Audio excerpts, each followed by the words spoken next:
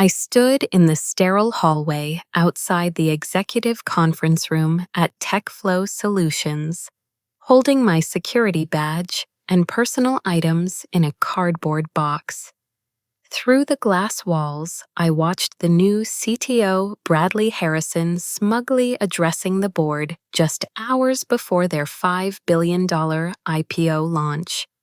My hands shook as I remembered his exact words from 10 minutes earlier. "Your legacy code is trash, Rochelle. We're cleaning house before we go public." What he didn't know was that inside that bitsumesum trash bomb lies the single validation hash that makes their entire trading platform legally compliant. 6 years ago, I walked into TechFlow Solutions as a 24-year-old computer science graduate from Carnegie Mellon, clutching my diploma and burning with ambition to revolutionize financial technology. The startup operated from a converted warehouse in Austin, Texas, with exposed brick walls and mismatched furniture that screamed Silicon Valley wannabe. But CEO Patricia Caldwell saw something in me that bigger companies had missed during their sterile interview processes. "Rochelle, we need someone who thinks differently about encryption," Patricia had said during my final interview, her silver hair catching the afternoon light streaming through those massive warehouse windows. The financial sector is stuck in the 1990s, and we're going to drag them into the future, whether they like it or not. Those words ignited something fierce inside me. I spent my first 3 months at TechFlow dissecting every piece of existing financial trading software I could access, studying their vulnerabilities, their inefficiencies, their complete lack of imagination. Traditional trading platforms treated security like an afterthought, bolting encryption onto systems designed in an era when the internet was still a novelty. I proposed something radical, building security into the foundation rather than layering it on top. My approach integrated cryptographic validation into every transaction, creating an unbreakable chain of verification that would make our platform the most secure in the industry.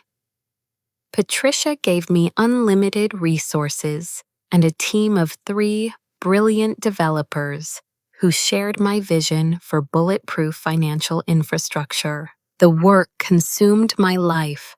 I lived at the office for months, surviving on energy drinks and takeout Chinese food, designing algorithms that would validate every microsecond of trading activity.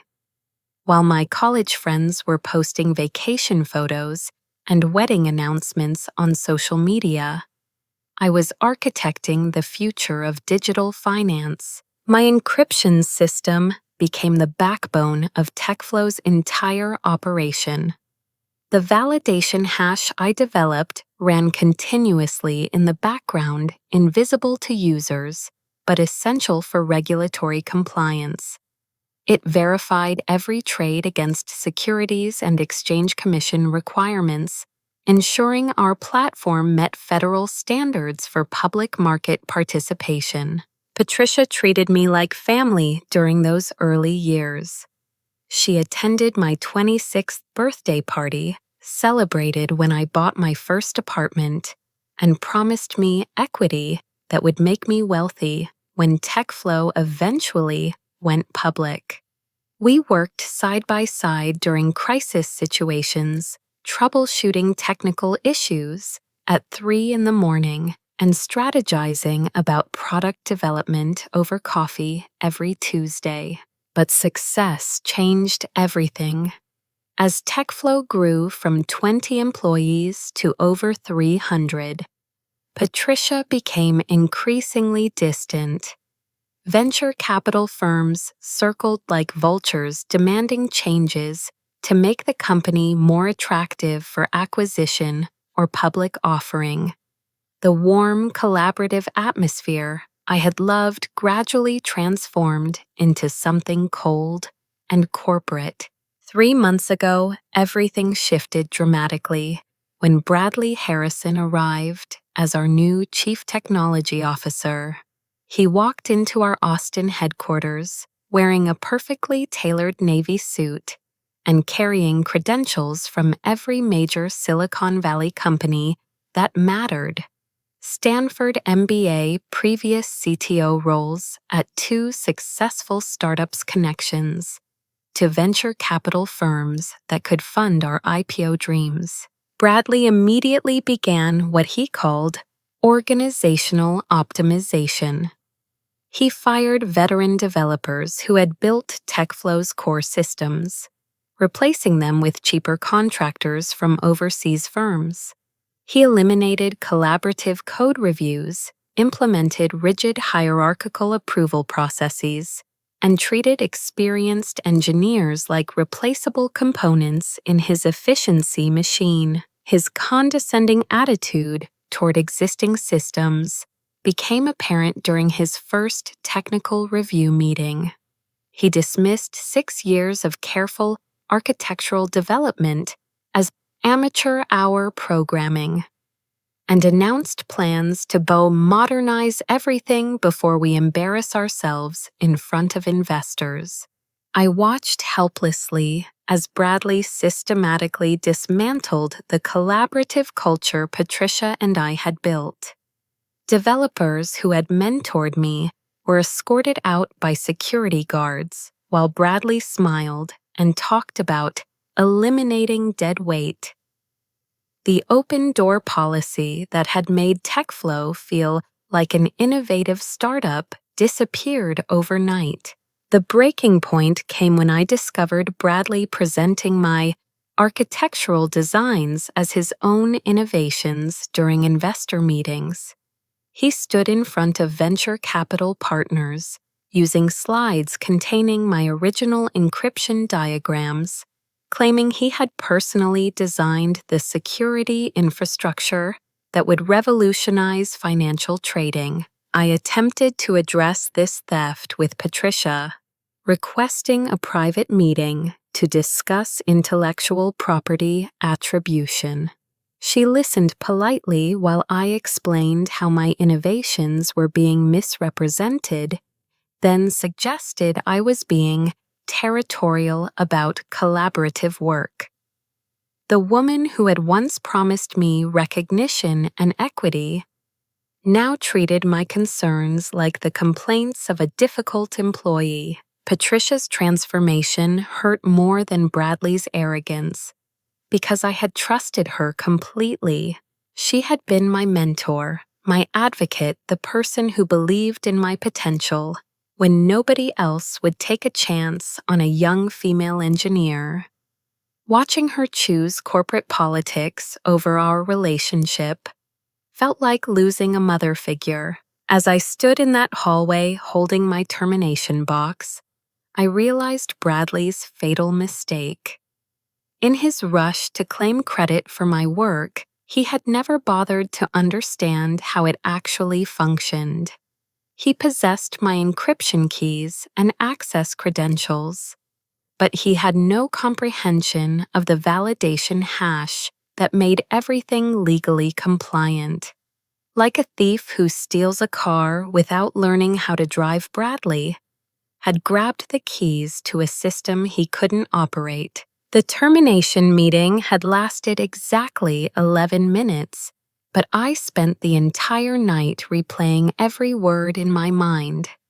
Bradley's dismissive tone, his casual destruction of 6 years of my professional life, the way he demanded my credentials like I was some security risk rather than the architect of everything that made TechFlow valuable. I couldn't sleep, so I drove back to the office at 4 a.m. using my badge one final time before they deactivated it.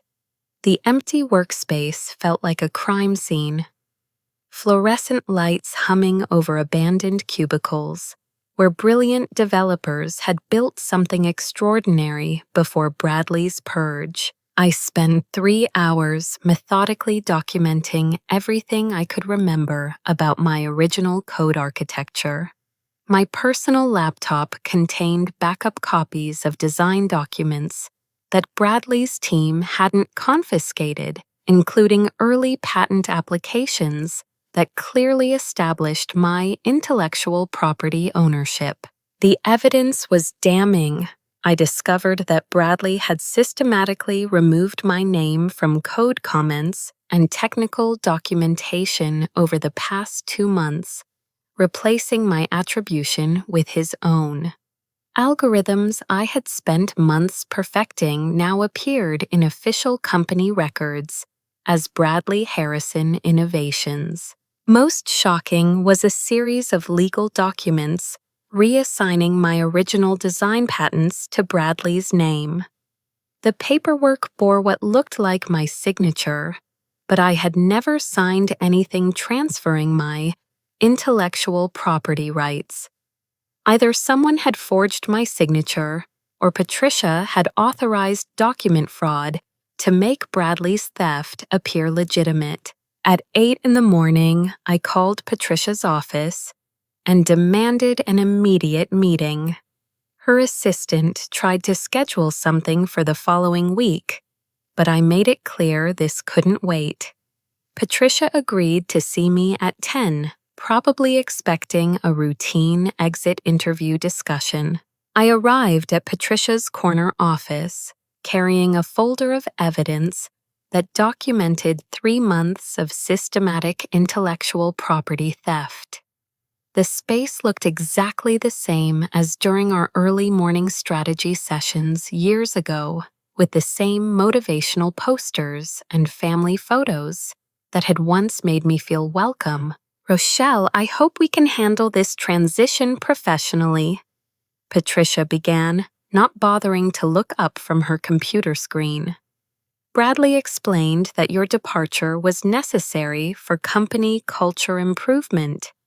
Well, I placed the folder on her mahogany desk and opened it to reveal side-by-side comparisons of my original design documents and Bradley's recent patent filings.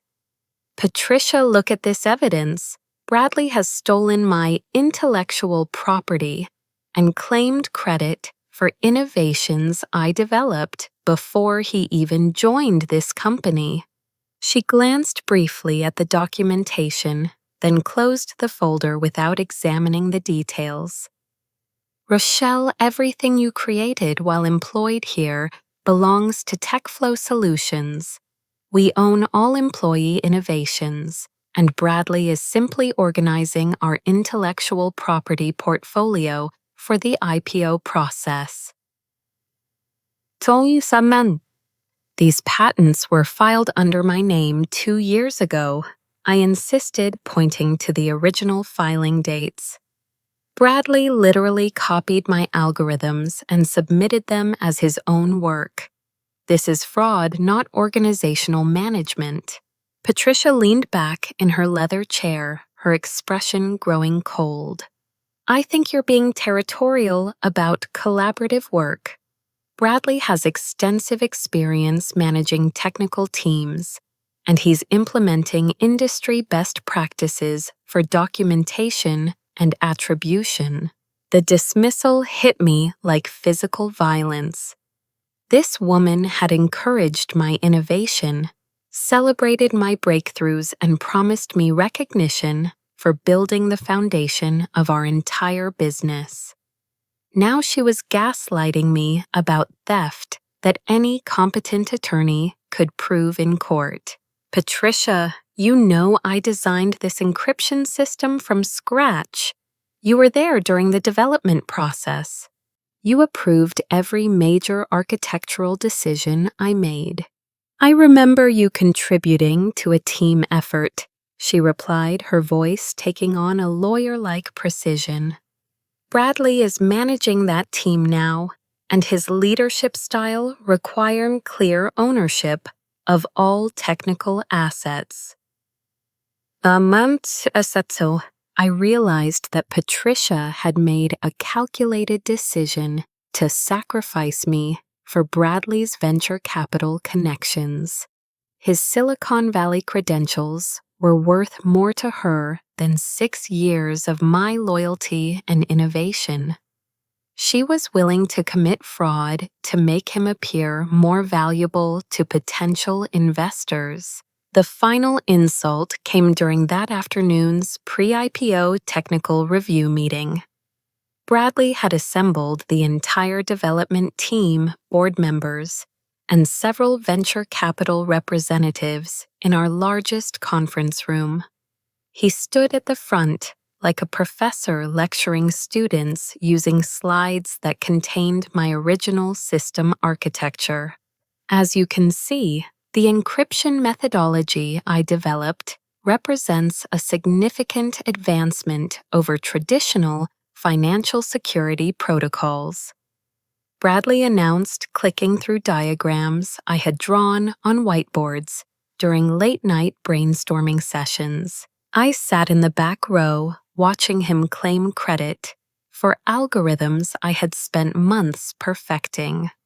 Several of my former teammates glanced at me with embarrassment, knowing they were witnessing intellectual theft, but powerless to intervene without risking their own jobs. Bradley then shifted his presentation to criticism of existing systems. Unfortunately, some legacy code developed by previous team members represents a security risk as we transition to public market operations. Outdated methodologies and inefficient programming practices must be eliminated before our IPO launch. He was talking about my work while pretending he hadn't stolen it. The cognitive dissonance was staggering. My encryption system was simultaneously valuable enough for him to claim as his innovation and dangerous enough to justify my termination. Effective immediately, we'll be replacing legacy encryption modules with modern solutions that meet current industry standards. Bradley continued, pointing directly at me. This company cannot afford to maintain outdated code developed by engineers who resist innovation. The public humiliation was calculated and brutal. Board members who had once praised my technical contributions now looked at me like I was some obstacle to progress. Venture capital representatives whispered among themselves about the importance of having forward-thinking leadership for successful IPO launches. After the meeting, Bradley called me to his office for the termination conversation. His corner office was decorated with framed certificates and awards from his previous positions, creating an shrine to his own accomplishments. He didn't invite me to sit down. Rochelle, your employment with TechFlow Solutions is terminated effective immediately, he announced without any preamble. Human Resources has classified this as a voluntary resignation due to cultural misfit and resistance to organizational change. Voluntary resignation, I repeated, stunned by the brazenness of the lie. You just fired me in front of the entire company. According to our documentation, you've been unwilling to adapt to new management methodologies and have shown hostility toward innovation initiatives, Bradley replied, reading from a prepared script. We're offering a standard severance package in exchange for your agreement not to disparage the company publicly. He handed me a legal document that would have prevented me from discussing my termination or challenging the intellectual property theft. The severance amount was insulting, barely enough to cover 2 months of rent while I searched for new employment. I need your access credentials, encryption keys, and any company property in your possession. Bradley demanded, holding out his hand like I was some common thief. I handed over my laptop security badge and the encryption keys that controlled access to my validation system. As I placed the small hardware token in his palm, I realized he had no idea what he was actually receiving.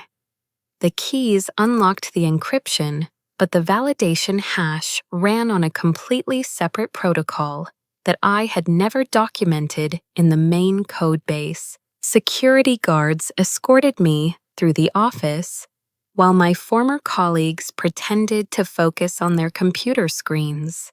6 years of innovation collaboration and dedication reduced to a cardboard box of personal items, and a humiliating perp walk past people who knew I had built the foundation of everything they were working on. Standing in that sterile hallway, watching Bradley address the board about his revolutionary security innovations, I understood the magnitude of his ignorance. He had fired the only person who understood how the validation system actually worked just hours before an IPO that would depend entirely on regulatory compliance. The employment attorney, Sarah Martinez, had an office in downtown Austin that screamed aggressive litigation specialist. Her walls displayed framed newspaper articles about successful wrongful termination lawsuits, and her desk featured photographs of her shaking hands with satisfied clients outside courthouse steps. What you're describing is textbook intellectual property theft combined with possible document fraud, Sarah said after reviewing my evidence folder. The patent reassignment documents are particularly problematic. If you never signed them, we can definitely pursue both criminal charges and civil damages. She explained that building a strong case would require forensic analysis of the forged signatures testimony from former colleagues and technical documentation proving my original authorship of the stolen algorithms. The process would likely take 2 to 3 years and could cost hundreds of thousands of dollars in legal fees. I have to warn you about the practical challenges, Sarah continued, her expression growing serious. TechFlow has significant venture capital backing, which means they can afford expensive legal representation. They'll argue that everything you created was work for hire, and they'll challenge your patents on technical grounds. More importantly, she explained that pursuing litigation would effectively end my career in Austin's tight-knit tech community. Companies avoided hiring engineers involved in intellectual property disputes, viewing them as potential legal liabilities, regardless of who was actually at fault. My recommendation is to document everything meticulously, but wait to see how their IPO unfolds, Sarah advised.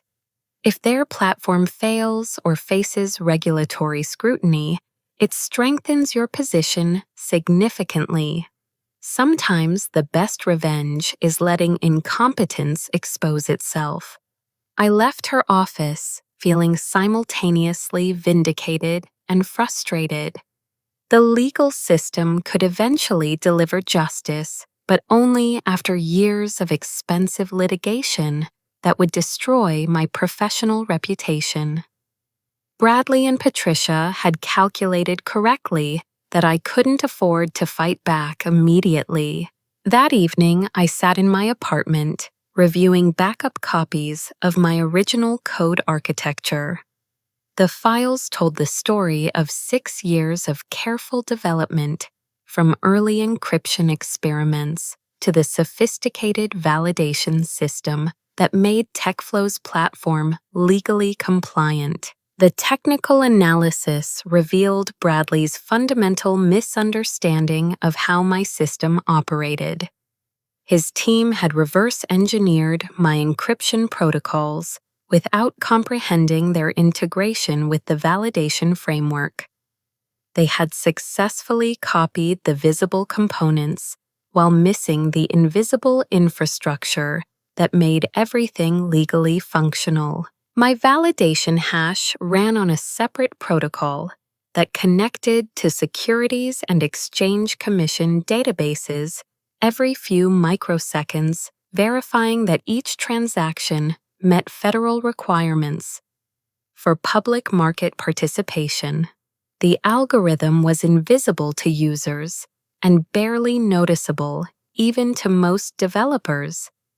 But it was absolutely essential for regulatory compliance.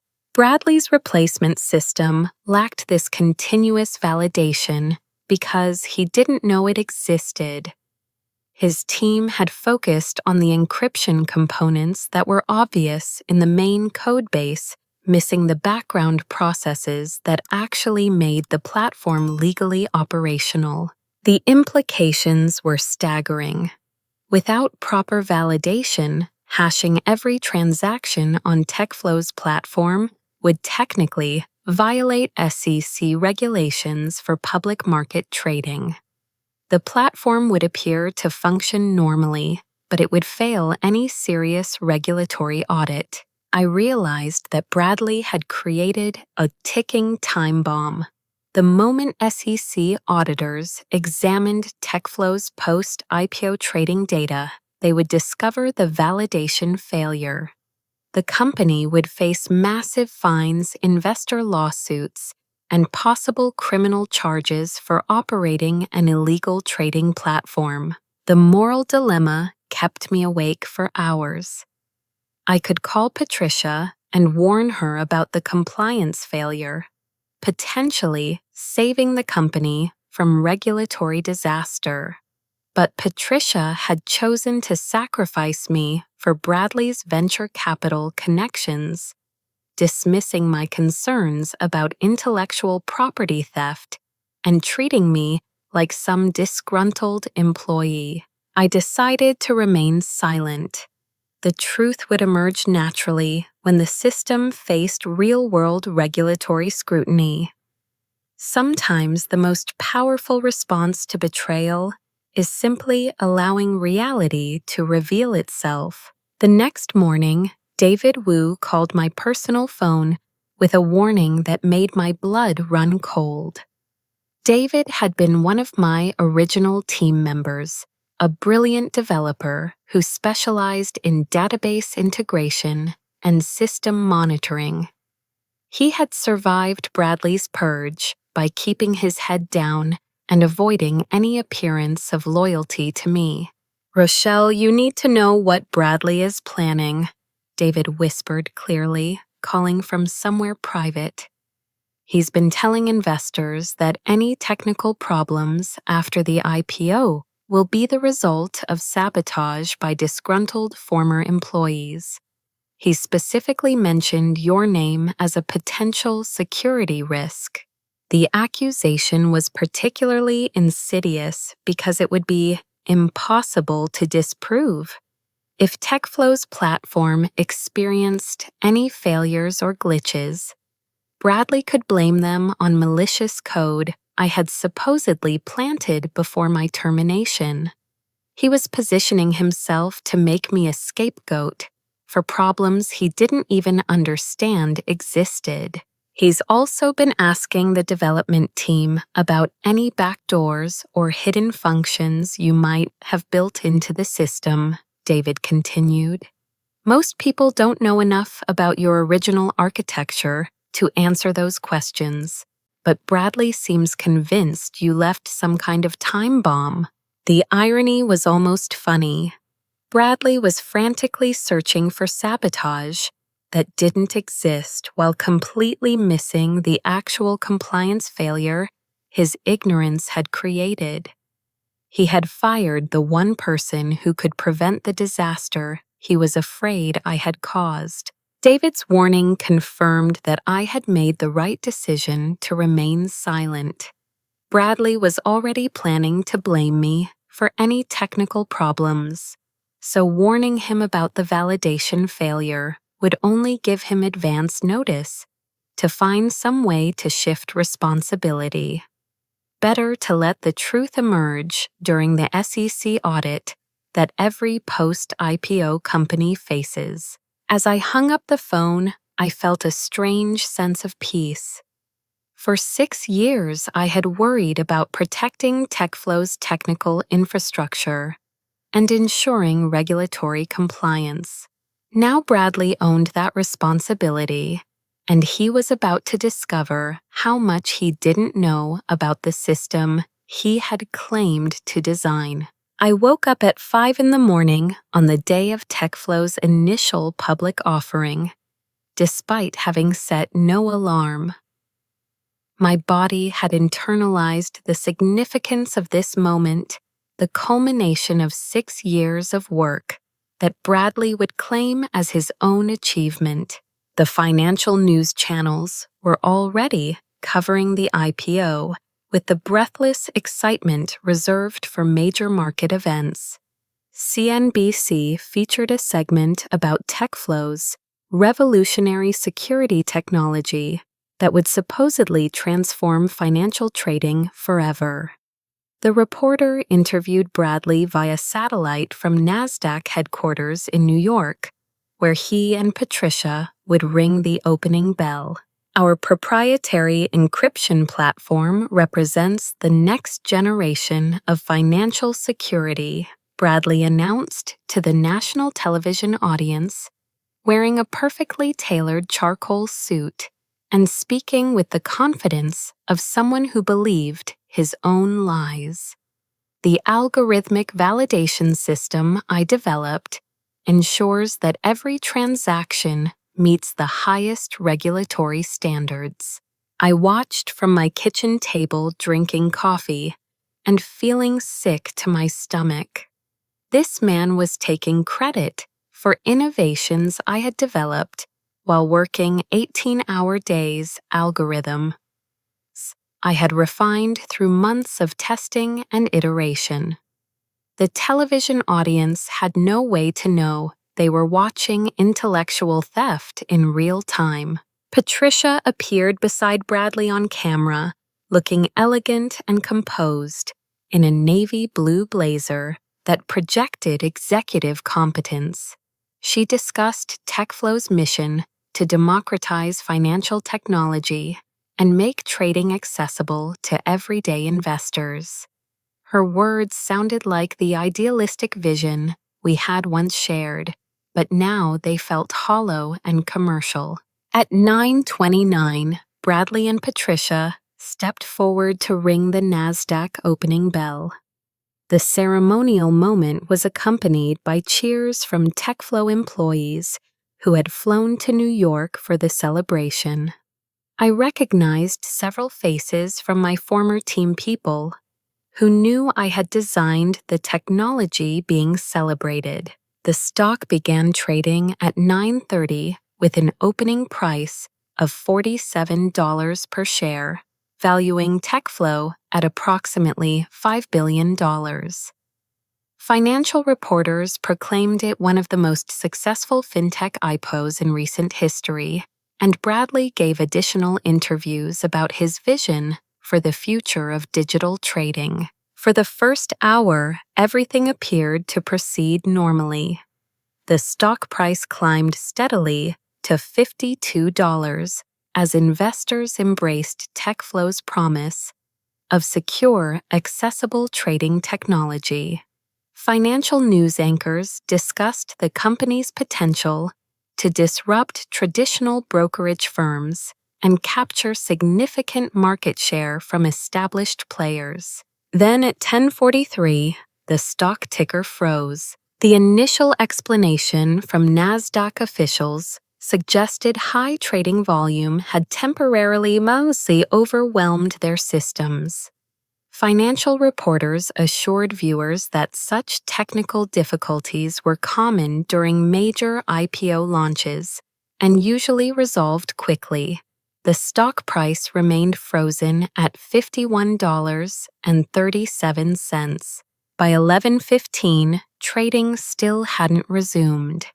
NASDAQ released a statement indicating they were investigating technical irregularities with TechFlow's trading platform that required immediate resolution before market activity could continue. The language was carefully neutral, but experienced investors understood the implications. My phone started buzzing with text messages from David Wu, who was providing real-time updates from inside TechFlow's Austin headquarters. His messages painted a picture of escalating panic as Bradley tried to understand why their platform wasn't functioning properly. "Bradley is freaking out," David texted. "He's screaming at developers about system failures and demanding to know what you did to sabotage the platform. Nobody understands what he's talking about." The situation deteriorated rapidly when Securities and Exchange Commission compliance officers arrived at TechFlow's offices for their mandatory post-IPO audit. Every company that goes public faces immediate regulatory scrutiny to ensure their trading platform meets federal requirements for public market participation. "SEC auditors are here," David messaged. "They're examining the trading validation system and asking technical questions that Bradley can't answer." He keeps referring them to documentation that doesn't exist. I could picture Bradley's growing desperation as he realized the magnitude of his ignorance.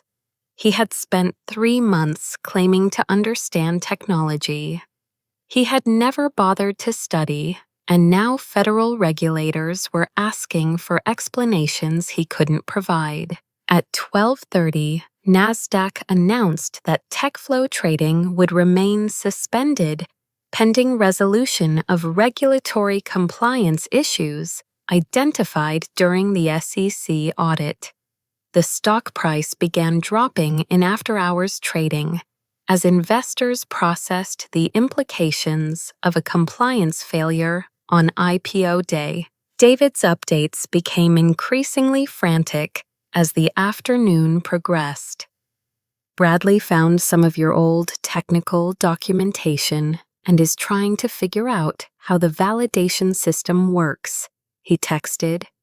"He's ordering developers to reverse engineer your algorithms, but nobody understands the architecture." The beautiful irony wasn't lost on me. Bradley had fired me for creating legacy.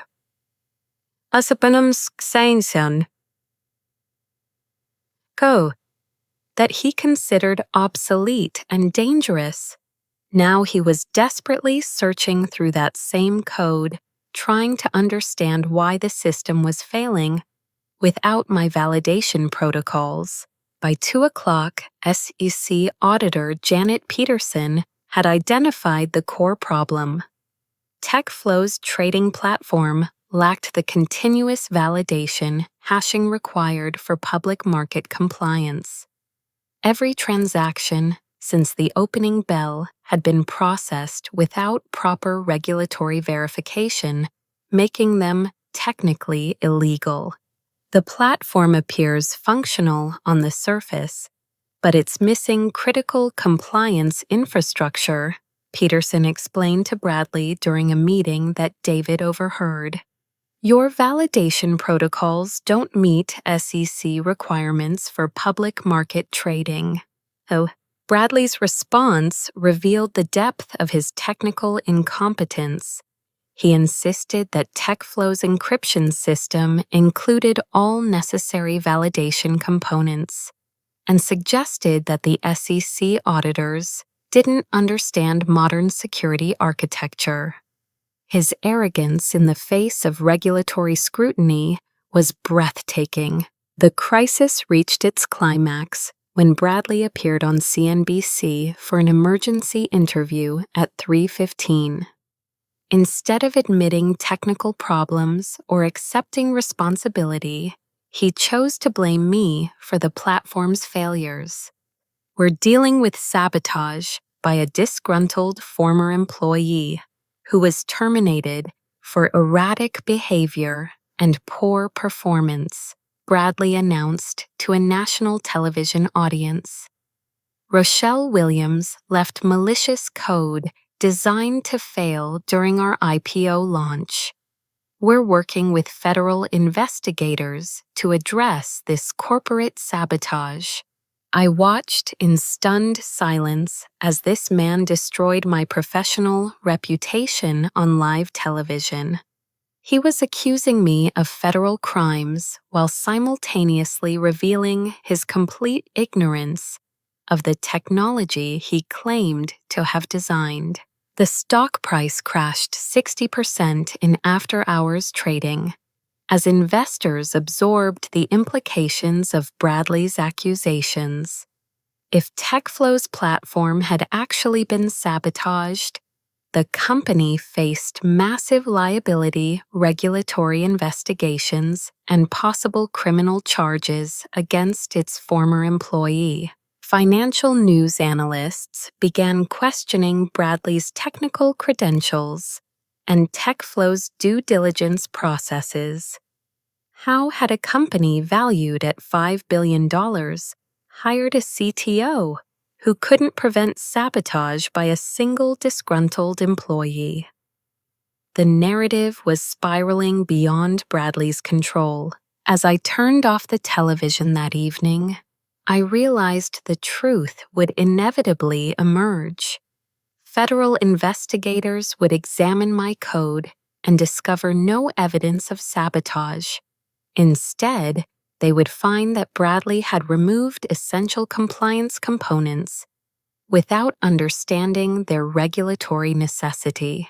Justice was coming, but the path would require me to endure public humiliation and false accusations until the technical evidence could speak for itself. The media assassination began the next morning with a Wall Street Journal article titled, "Disgruntled Engineer Suspected in $5 billion IPO Sabotage." The piece quoted anonymous sources describing me as a difficult employee with a history of conflicts with management, who had been terminated for insubordination and technical incompetence. Financial news channels picked up the story with breathless coverage that painted me as some kind of corporate terrorist. My LinkedIn profile photograph appeared on television screens next to graphics about cybersecurity threats and employee sabotage.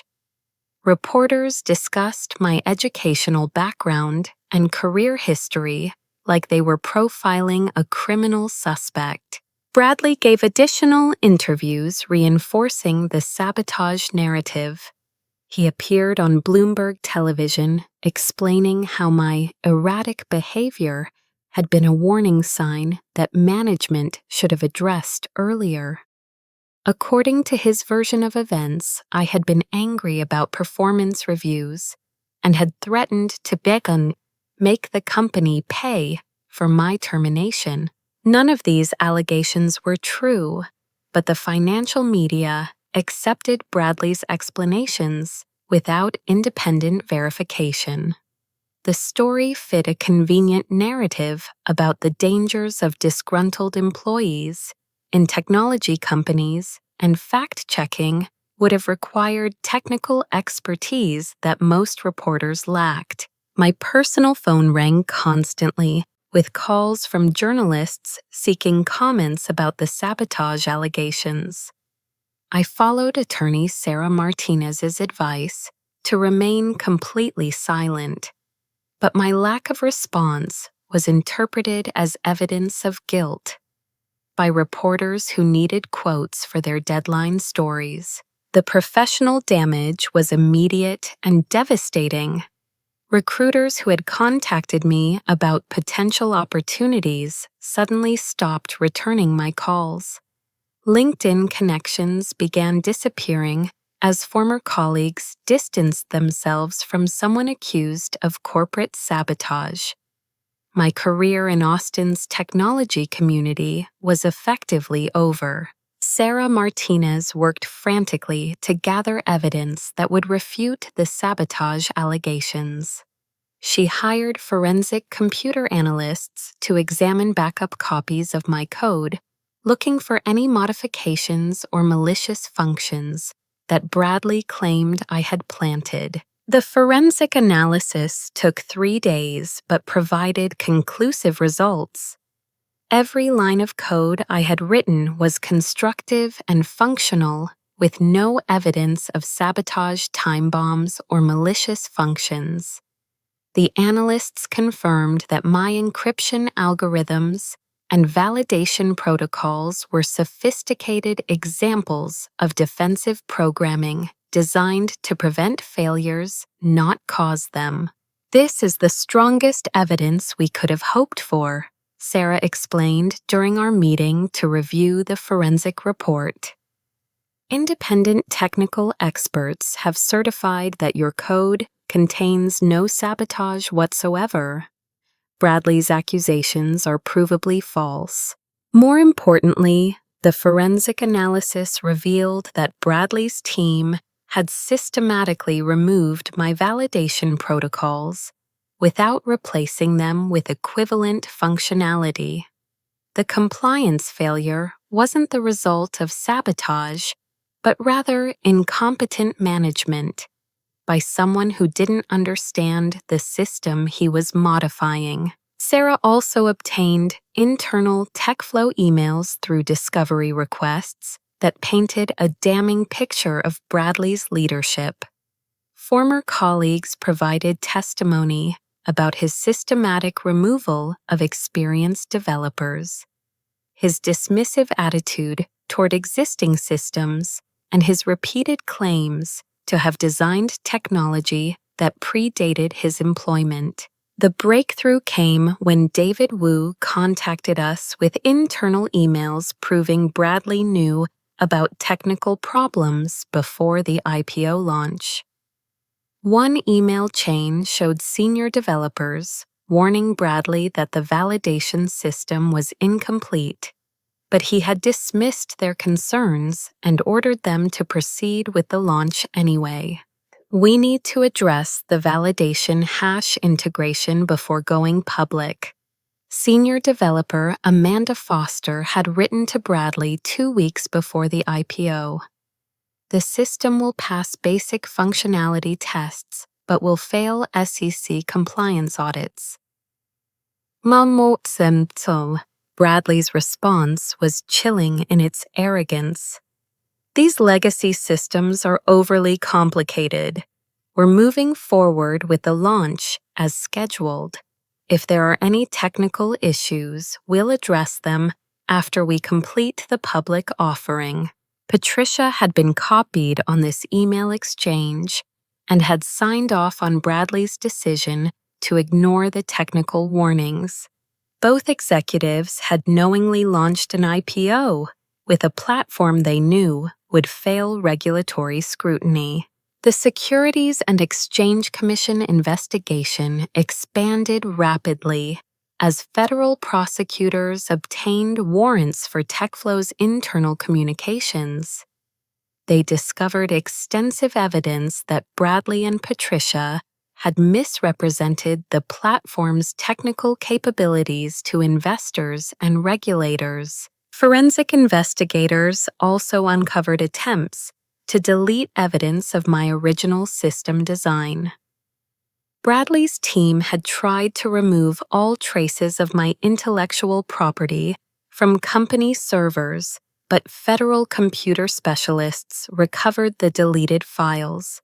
My original patents and code comments clearly established that I had designed the entire security architecture, including the validation system that Bradley's team had removed. The forensic evidence proved not only that I hadn't sabotaged anything, but that I was the original creator of everything that made TechFlow's platform valuable. The deleted files also revealed extensive documentation of my innovation process from early design sketches to final implementation.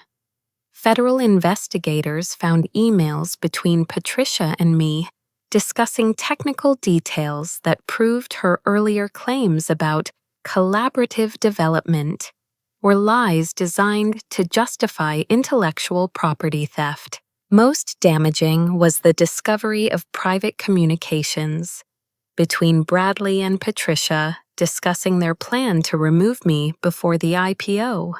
They had calculated that my presence would raise questions about intellectual property ownership that might complicate their public offering.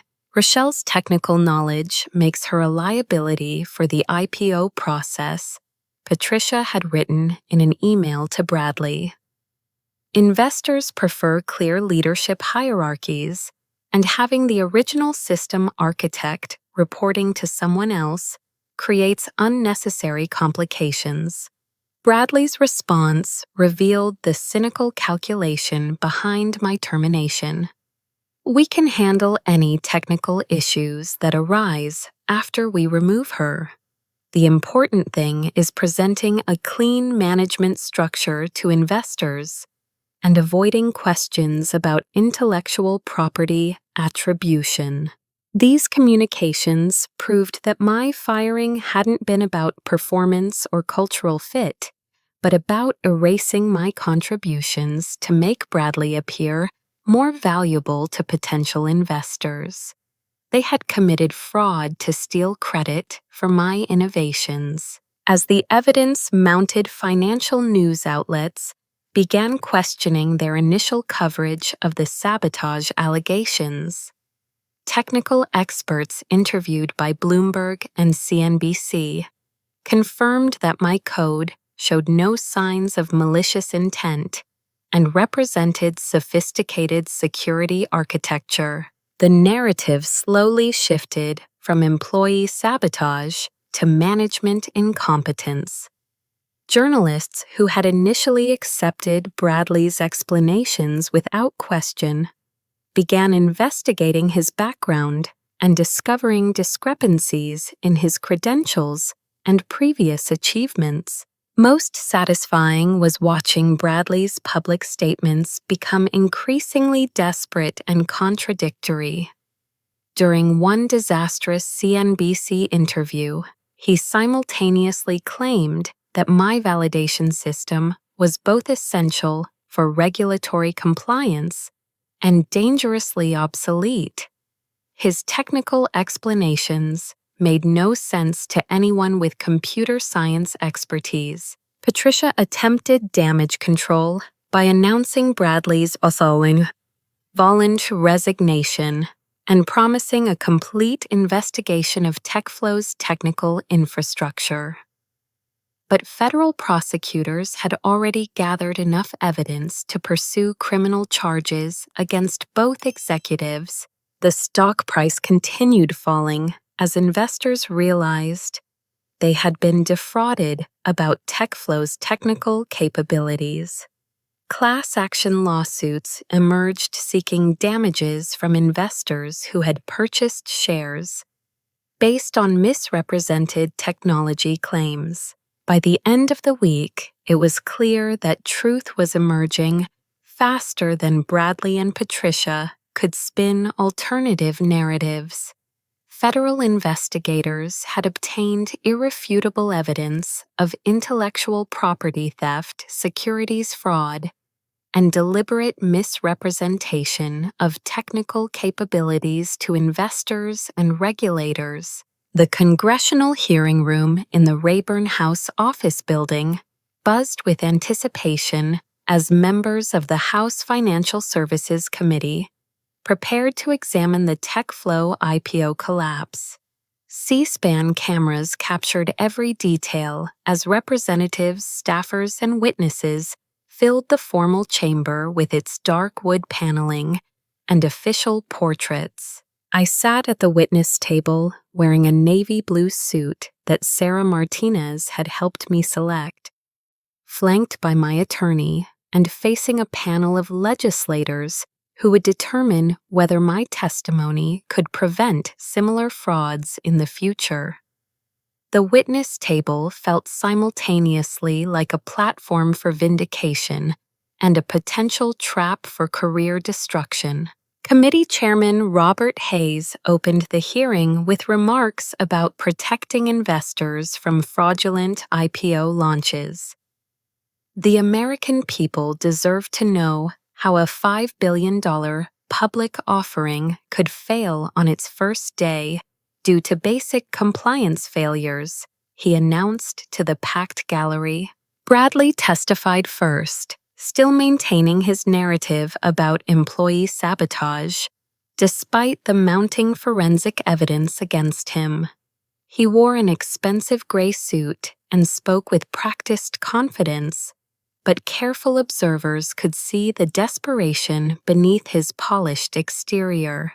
Rochelle Williams deliberately introduced malicious code designed to fail during our IPO launch, Bradley insisted when questioned about the platform's compliance failures.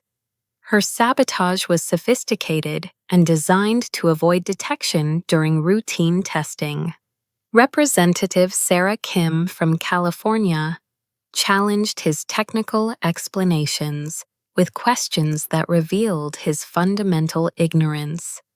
Mr. Harrison, can you explain how validation hashing integrates with your encryption protocols? Bradley's response was a masterpiece of technical nonsense that fooled nobody with computer science training. He used buzzwords without understanding their meaning and described system architecture that violated basic programming principles.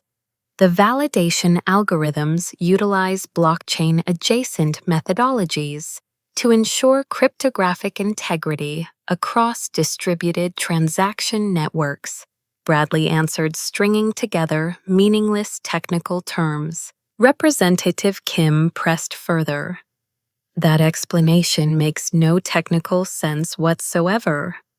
Are you claiming that Ms. Williams sabotaged a blockchain system that your company never actually implemented? Bradley's credibility crumbled under questioning from legislators who had consulted with independent technical experts.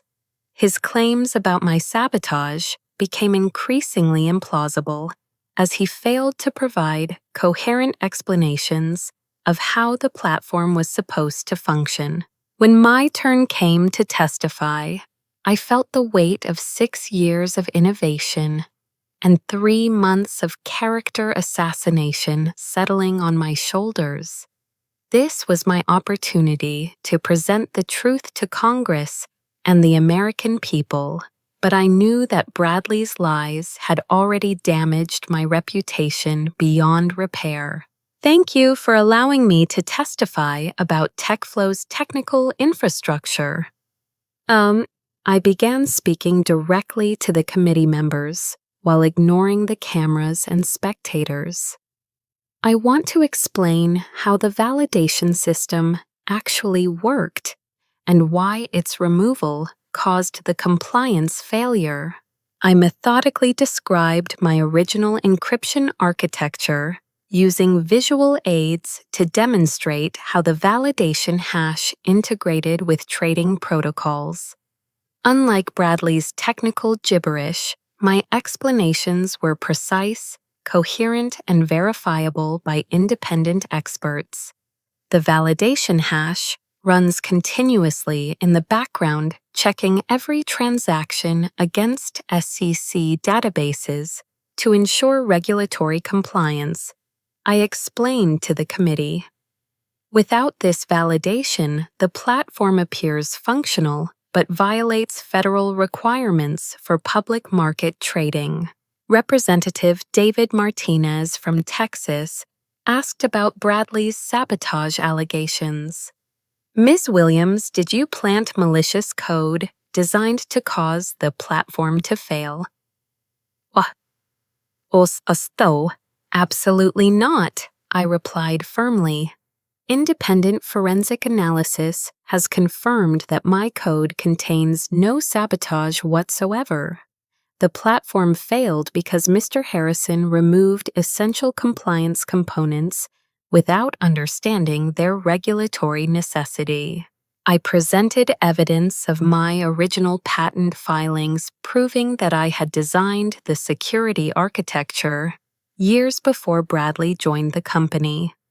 The patents clearly established my intellectual property ownership and demonstrated that Bradley's claims to have created the technology were fraudulent. The committee also reviewed internal emails showing that senior developers had warned Bradley about validation system problems before the IPO launch. These communications proved that Bradley knew about the technical issues but had chosen to ignore them. Why didn't you warn the company about the compliance failure after your termination? Representative Kim asked, posing the question I had been dreading. I considered it, I admitted honestly.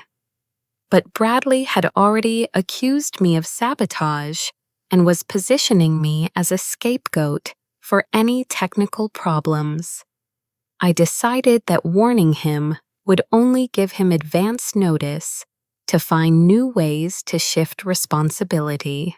My testimony continued for 3 hours as committee members explored every aspect of TechFlow's technical failures and management fraud.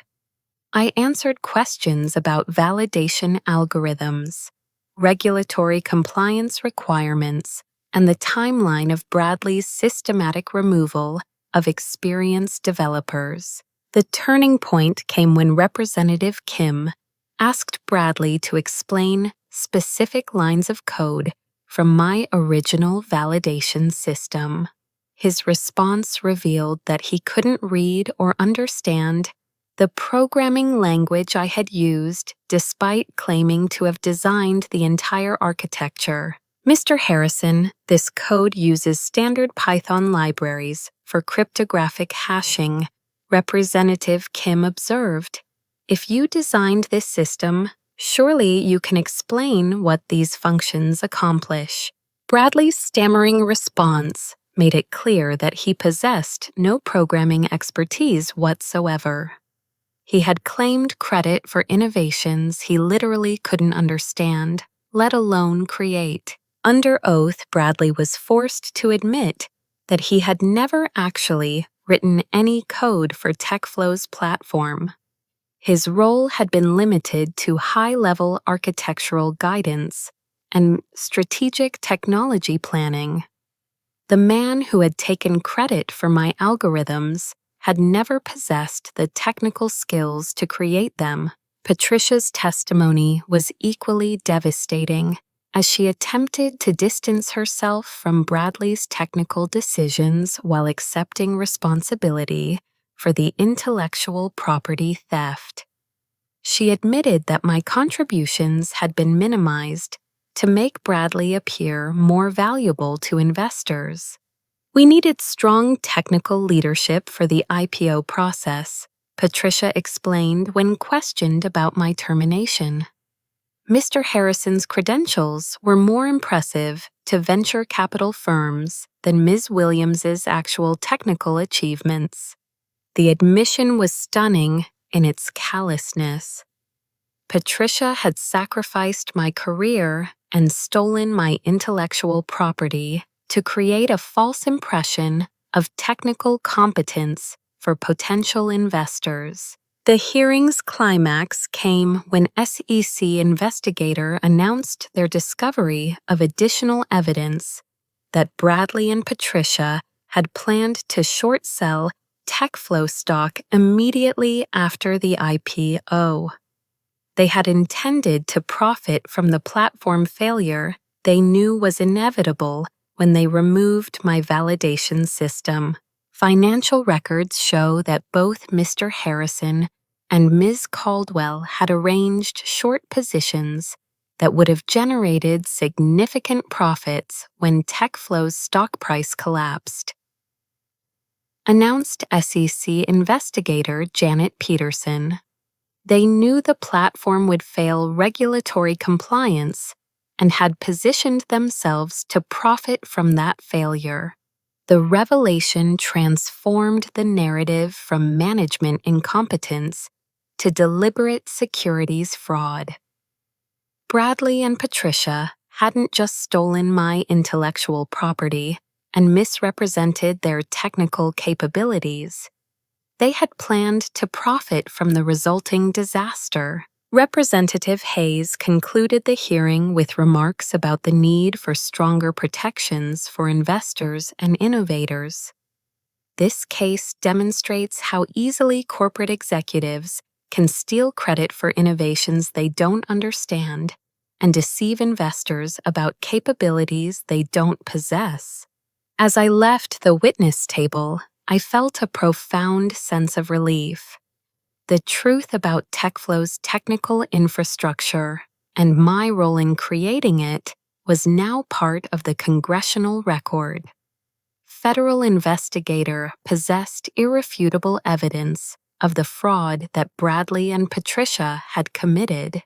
The criminal charges came down 6 weeks after my congressional testimony. Bradley Harrison faced federal counts of securities fraud, intellectual property theft, and conspiracy to defraud investors. Patricia Caldwell was charged with securities fraud, mail fraud, and conspiracy to commit wire fraud in connection with the fraudulent patent assignments. The Securities and Exchange Commission imposed a $50 million fine on TechFlow Solutions and forced the company to restructure its entire leadership team. The board of directors terminated Patricia's employment and clawed back all bonuses and stock options she had received during the previous 2 years. Bradley's venture capital connections evaporated as investors realized they had been supporting a complete fraud. His carefully constructed Silicon Valley reputation crumbled when technical experts examined his previous achievements and discovered a pattern of taking credit for other people's work. The financial media that had initially accepted Bradley's sabotage allegations without question now competed to expose the depth of his deception. Fortune magazine published a comprehensive investigation titled The $5 Billion Lie: How a Fake CTO Nearly Destroyed a Tech Company, that detailed every aspect of the intellectual property theft. My professional vindication was complete, but came at enormous personal cost. The 3 months of false accusations and character assassination had damaged relationships and created anxiety that would take years to fully heal. Even with my reputation restored, the trauma of watching my life's work stolen and my character destroyed remained painful. The unexpected benefit came from the congressional testimony itself.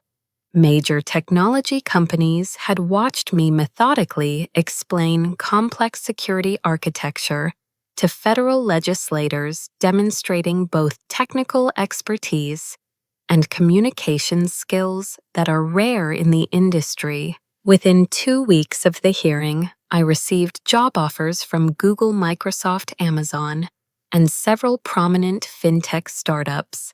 These companies weren't just offering employment, they were competing for my specific expertise in financial security architecture and regulatory compliance.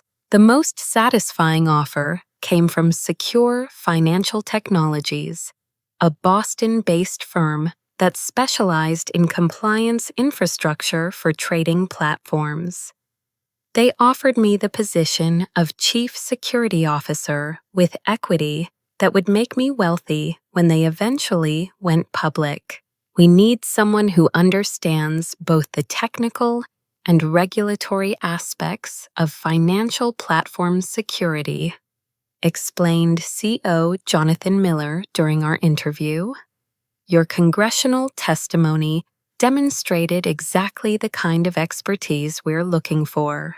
More importantly, secure financial technologies offered me the opportunity to build compliance systems from the ground up using lessons learned from TechFlow's failures to create better infrastructure for the entire industry. I accepted their offer but negotiated an unusual arrangement that would allow me to start my own consulting firm while serving as their chief security officer. Rochelle Williams Security Consulting would specialize in helping fintech companies avoid the compliance failures that had destroyed TechFlow. My first consulting clients were companies that had watched the congressional hearings and realized their own platforms might have similar vulnerabilities. These executives wanted independent audits to ensure they weren't sitting on regulatory time bombs like the one Bradley had created. The consulting work was intellectually satisfying in ways that traditional employment had never been. I was helping companies build secure, compliant systems while establishing my own reputation as an industry expert. My clients valued my expertise because they had seen what happened when companies ignored regulatory compliance. The personal growth that emerged from surviving TechFlow's betrayal was unexpected but profound. I had learned that authentic innovation cannot be permanently stolen, only temporarily obscured. Technical truth has its own integrity that survives political manipulation and corporate fraud. More importantly, I discovered that staying true to my principles and technical standards had ultimately protected me. My decision to build proper validation into the original system had prevented a complete disaster when Bradley removed other security components. My choice to remain silent after my termination had allowed his incompetence to expose itself naturally. The financial settlement from TechFlow's legal resolution provided additional validation. The company agreed to pay me $4.7 million in damages for intellectual property theft and wrongful termination. They also issued a public statement acknowledging my role as the original architect of their security infrastructure. I used part of the settlement money to fund scholarship programs for young women studying computer science at Carnegie Mellon and other universities. The Rochelle Williams Innovation Scholarship would help ensure that future female engineers had opportunities to succeed in technology without facing the discrimination I had encountered. 6 months after the congressional hearing, I was featured on the cover of Wired magazine as one of the tech heroes who saved an industry. The article described how my testimony had led to new regulations requiring stronger disclosure of intellectual property ownership in technology IPOs. The recognition felt surreal after months of character assassination, but it confirmed that truth eventually emerges when systems face real-world testing. My validation algorithms had proven their worth under the most extreme circumstances possible, protecting investors from a massive fraud, even after I had been removed from the company. Looking back on the entire experience, I understood that TechFlow's betrayal had been a necessary catalyst for my professional growth. Working for someone else's company, even with equity promises, had limited my potential impact on the industry. Building my own consulting firm and establishing my reputation through congressional testimony had created opportunities that traditional employment never could have provided. The most satisfying moment came when David Wu called to tell me that TechFlow's new management had asked him to help rebuild their validation system using my original algorithms. The company that had fired me for creating legacy code was now desperately trying to recreate the very innovations they had stolen and destroyed.